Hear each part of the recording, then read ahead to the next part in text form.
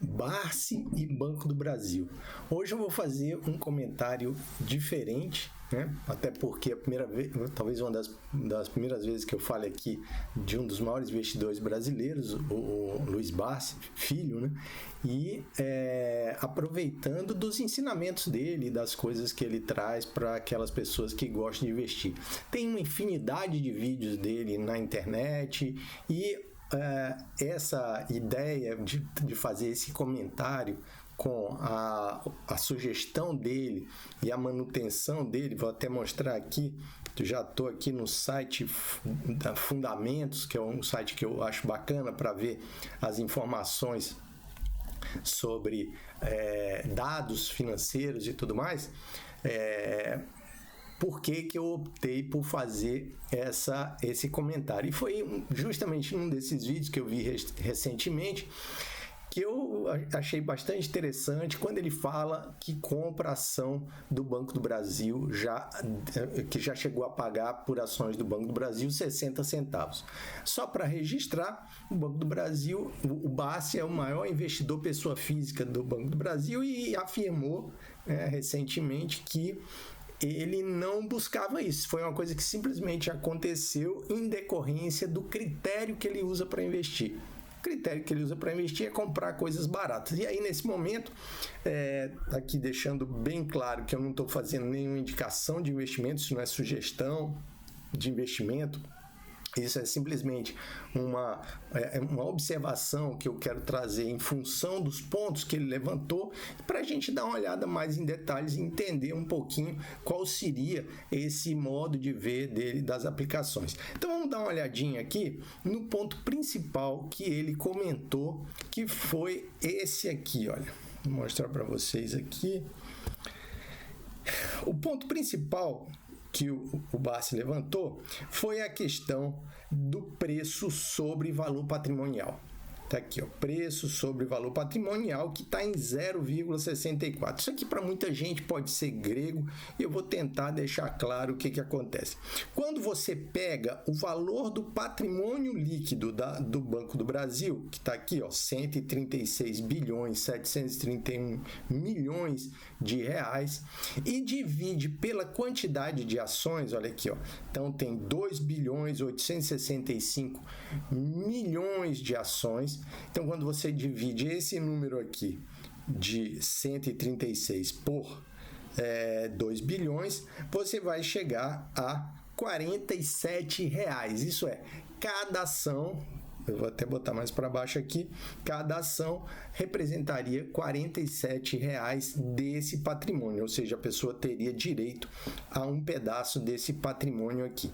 Esse patrimônio, deixando claro também para quem não conhece muito a questão dos balanços, esse patrimônio, principalmente o patrimônio líquido, né, ele resulta de uma diferença, que é a diferença do seguinte: todos os bens e direitos da empresa que você está considerando, subtraído das despesas, das dívidas que ela tem, né, das dívidas que ela tem com terceiros. Então, quando você tira dos bens e direitos da empresa as dívidas, o que sobra é o patrimônio líquido, que tem ali algumas contas, né? Contas de reserva de lucros e tal, mas isso aí é um detalhe que a gente não precisa entrar nesse momento. Quer dizer, você que queira conhecer um pouco mais, você vai fazer seus estudos e vai entender direitinho como é que funciona o balanço da instituição. Porém, um ponto que ele chama muita atenção, e aí eu volto para cá, é essa relação aqui, ora, veja, se eu pegar toda, e até é engraçado, porque outro detalhe que ele fala, vou até voltar aqui para mim de novo, um outro detalhe que ele comenta com frequência é que várias empresas no Brasil, a aplicação em renda variável, ela não seria uma aplicação de risco.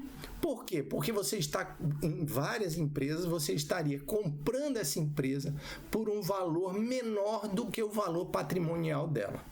certo? Então, vou mostrar aqui, vou repetir isso daqui. Elas não representariam risco porque você estaria comprando uma empresa por um valor inferior ao valor patrimonial dela. Isso é, se você pegar todos os ativos da empresa, pegar todas as dívidas que a empresa tem, aquilo que sobra é dos acionistas. Então, os acionistas vendem todo o ativo, pagam todas as dívidas, todo o passivo, o que sobra é dos acionistas. Então, se eu estou na hora de comprar a ação, comprando uma ação cujo valor dela está abaixo desse valor patrimonial, significa que eu não estou correndo risco. Isso é uma afirmação forte do ponto de vista de análise. Vamos dar uma olhada aqui no Banco do Brasil como é que ficaria isso aqui para eu voltar nesse comentário. Veja bem, olha, a ação do Banco do Brasil, ela fechou a cotação por volta de R$30, R$30,41 aí no dia 14 de janeiro. Embora isso daqui, ela tem rodado em torno de R$30 já há um bom tempo, né? Então aqui, olha, veja, o valor patrimonial dessa ação é 47 centavos, R$47. Então, você está comprando por R$30 uma coisa que tem um valor patrimonial de 47. E por isso que esse número aqui, que é o preço dividido pelo valor patrimonial, é menor do que 1, no momento que a gente está conversando aqui agora. Então, significa o quê? Que do ponto de vista se essa contabilidade ela estiver certa, se os ativos estiverem muito bem colocados lá, com as devidas provisões para riscos, essa coisa toda, os seus, como é que chama? O patrimônio líquido vai representar muito bem, vai ser muito próximo do valor realmente da empresa. Tá? Porém, aí vai a ressalva, né, que eu ia fazer, isso não necessariamente é um ponto de garantia, de sinalização de que não exista risco. Por quê? Porque pode existir risco sim. Que tipo de risco? Várias coisas. Você pode ter algum tipo de situação que ocorra no ativo que reduza muito o valor desse ativo. Ora, qualquer redução forte no valor do ativo vai encolher o patrimônio líquido imediatamente, certo? Então, qualquer redução forte que haja no valor dos ativos pode encolher. No caso de uma instituição financeira, vamos supor que a inadimplência, ou seja, as pessoas deixem de pagar os seus empréstimos de uma forma muito, vamos dizer assim, concentrada. Os ativos das instituições financeiras basicamente são empréstimos que são feitos pelas instituições financeiras para terceiros. Muito bem, então isso é uma coisa que pode acontecer? Pode acontecer, né? Do lado do passivo, pode acontecer alguma coisa assim extraordinária? Depende. Quando o passivo seriam as dívidas. Porque aí você pode levantar o dedo e dizer assim, pô, mas peraí, se eu contratei uma dívida e eu estou com aquela dívida já acertada, eu sei quais são os termos daquela dívida. Mas observe o seguinte, suponha que a dívida tenha sido contratada com um determinado indexador, vamos dizer, um índice de inflação, e essa inflação suba demais e essa dívida vai subir nominalmente. Se os seus ativos não estão devidamente protegidos para que numa subida da inflação os dois lados subam juntos, o que pode acontecer? Você pode apresentar uma perda, você pode apresentar um prejuízo, e isso aí vai surgir onde? No patrimônio líquido. Então, patrimônio líquido é aquele, é o final, é quando você passa a régua, né? Quer dizer, finalmente, ele decorre desses movimentos, ele vai ser apurado depois dos movimentos de ativos e passivos. Muito bem. Dito isso, a gente volta aqui para análise, para essa análise não, mas aqui para uma olhada nos dados aqui, e nós vamos ver o seguinte: o Barsi chegou a comentar que pagou 60 centavos aqui no Banco do Brasil. Veja, 60 centavos no Banco do Brasil, ele custa R$30 hoje cada ação, né? Então ele pagou 60 centavos, chegou a pagar, não comprou a maior parte das ações nesse valor, mas chegou a pagar 60 centavos. E aí a gente observa o seguinte, que tem o detalhe de quando ele falou isso. Ele falou o seguinte, que quando ele pagou 60 centavos, o valor patrimonial era 61 centavos. Isso significa o quê? Que ele ainda comprou por um valor pouco menor, mas bem pouquinho menor do que o valor patrimonial. Então era 61, ele pagou 60, tá? Pagou 60 centavos. Isso aí, volto a dizer, não isenta o Barsi de risco, tá? O fato de você comprar por um valor abaixo do valor patrimonial não isenta de risco por conta das questões que eu falei. Um outro ponto importante que ele comentou foi essa questão do preço-lucro, tá? O preço-lucro é um outro indicador aqui, preço-lucro. Eu vou até mudar aqui, nós vamos aqui para nós vamos aqui para um outro site aqui também, que é o da Status Invest, que ele tem uma historinha aqui, olha, o preço-lucro de 5, mas observe o seguinte, o preço-lucro do Banco do Brasil, ele ficou ali na faixa dos 5, 6,7 e tal. Você vai dizer, mas o que é isso? Olha, chegou aqui a 3, né? No momento de tensão, né? No momento de tensão, você chegou a 3, ou seja, você estava pagando um preço pelo ativo que levaria 3 anos para voltar para você.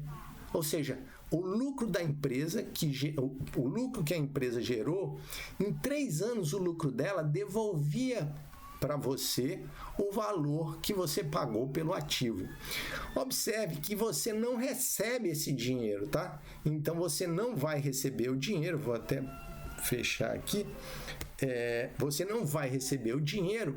Por quê? Porque o lucro não é todo passado para os acionistas. O lucro não é todo passado para os acionistas. É só uma parte do lucro que é passada para os acionistas. E aí, esse nome do que é passado tem um nome em inglês, que é o payout, quer dizer, que é o pagamento. Quanto do lucro é transferido para os acionistas, tá?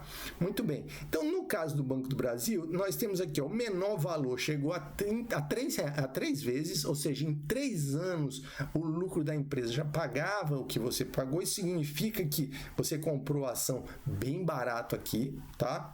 Ou porque você poderia dizer, mas não é porque o lucro foi muito alto? Não necessariamente, porque o lucro dessas instituições financeiras, ele tende a ser muito a ter pouca variação, a ser bem estável.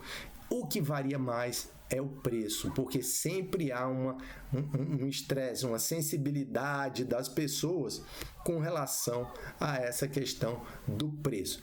E o que a gente vê agora é o seguinte, olha, que o preço-lucro agora está na faixa, no ano passado aí ficou na faixa de 4,75, ou seja, em menos de 5 anos você recuperaria, a empresa geraria um lucro suficiente para devolver todo o dinheiro que você pagou por uma ação, embora lembrando que esse dinheiro não vai ser devolvido para você, só parte dele.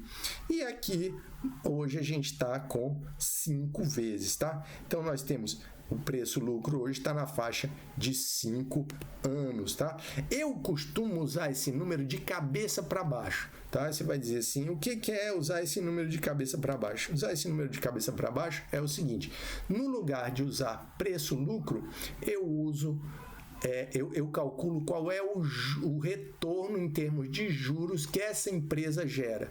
Então, se eu botar de cabeça para baixo, 1 sobre 5 vai dar 0,2, ou seja, vai dar 20%. Se eu botar 1 dividido por 5, vai dar 0,2. Isso aí, em termos de juros, significa 20%. Então, essa empresa, ela, pelo preço que ela está hoje, pelo lucro que ela está dando hoje, ela está dando 20% de resultado em cima do valor investido em ações. Aí nós temos um outro dado, vou voltar aqui para o fundamentos, que fica mais fácil da gente achar rapidamente, que é o seguinte: eu tenho um outro dado aqui, que é o meu retorno sobre o patrimônio, tá? Que é o retorno sobre o patrimônio, que é de 12%. Isso é, pelo valor patrimonial, tá? O retorno dela é 12%. E é fácil a gente calcular isso como o lucro por ação, R$ 6,00, eu divido pelo valor de R$ 47,72.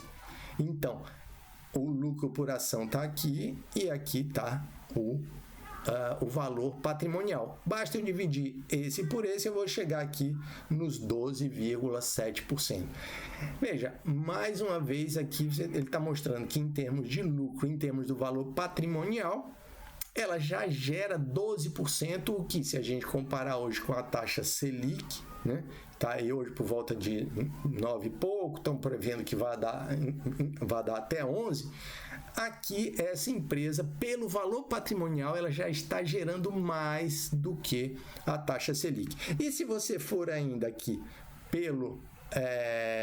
se você for pelo preço, isso aqui muda completamente. Por quê? Porque o valor você dividiria isso aqui por 0,64 e aquele valor que a gente conversou anteriormente, ou seja, na faixa de 20% pelo valor que você está pagando.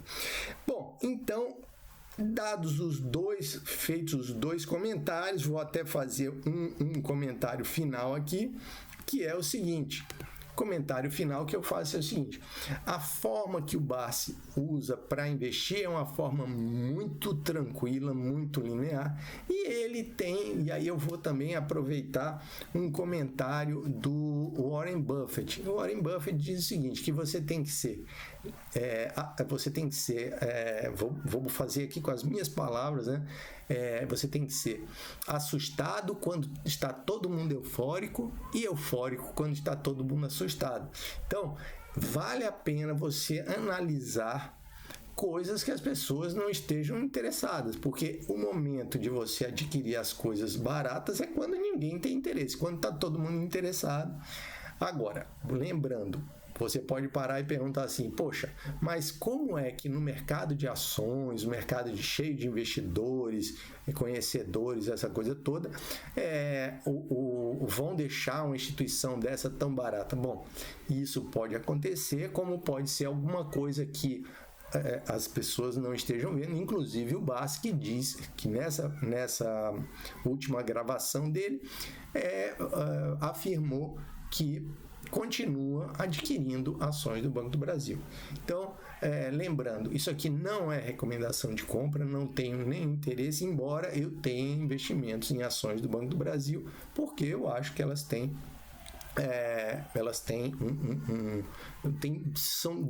estão desenhadas de uma forma que me interessam. Só um detalhe que eu esqueci de colocar aqui, vou só passar, que é outra coisa que ele também lembra, é essa, quando a gente olha aqui no Status Invest, que a gente vê, eu botei aqui, olha, 5 anos de valores do Banco do Brasil, ele está hoje aqui, olha, estão botando aqui bem aqui na ponta, na faixa de R$30, tá certo? Quando ele já chegou a custar R$50. Agora, tá? Então aqui, veja, ele ficou num patamarzão aqui alto por um bom tempo, tá? E aí ele caiu, acho que talvez quando o pessoal viu que talvez não fosse privatizar e tal, essa coisa toda, e aí ficou por aqui. Lembrando, né, finalmente, que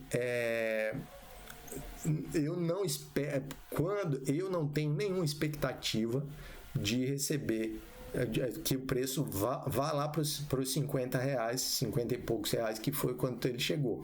Eu estou mais interessado no retorno que essa empresa está gerando hoje, inclusive na forma no pedaço que me cabe, que são os dividendos, embora a gente saiba que os dividendos acabe saindo lá do negócio. Mas como a transferência de recursos é menor, tá tudo bem. Bom, pessoal, então é isso aí. Se você gostou desse vídeo, você pode compartilhar, você pode curtir. Se você não é inscrito no canal e gosta desse conteúdo de investimentos, aplicações financeiras, inscreva-se. E aqui embaixo eu também deixo um curso básico de investimentos, também falando algumas coisas. Nesse curso básico eu não trato sobre ações, mas aqui na descrição tem uma série de vídeos que falam sobre ações também, que você pode acompanhar, tá bom? E inscreva-se no canal, marque o sininho de notificações, que a gente se encontra no próximo vídeo. Até lá!